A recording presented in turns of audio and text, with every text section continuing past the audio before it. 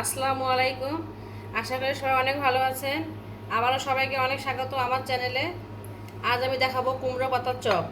কুমড়ো পাতা লাগছে, ধুয়ে রেখেছি, মুসুর ডাল বেটে রেখেছি। মুসুর ডালের মধ্যে আমি দিয়ে দেবো সামান্য হলুদ গুঁড়ো দিয়ে দিলাম। এরপর দিয়ে দিচ্ছি সামান্য জিরার গুঁড়ো,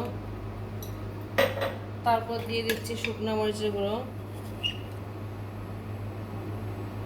শুকনো গুঁড়ো একটু হালকা দিলে হবে। তারপর দিয়ে দিচ্ছি স্বাদ মতো লবণ।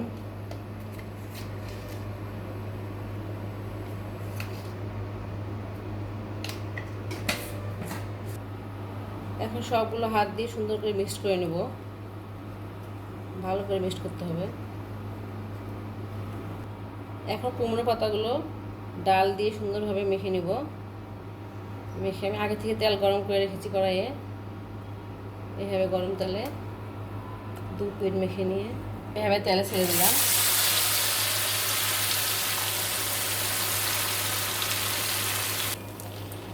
এরকম লাল করে আমরা সবগুলো ভেজে নেব।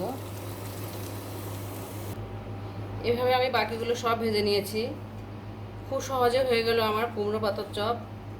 আমার রান্নাটা যদি আপনাদের ভালো লাগে তাহলে অবশ্যই আমার চ্যানেলটি সাবস্ক্রাইব করবেন।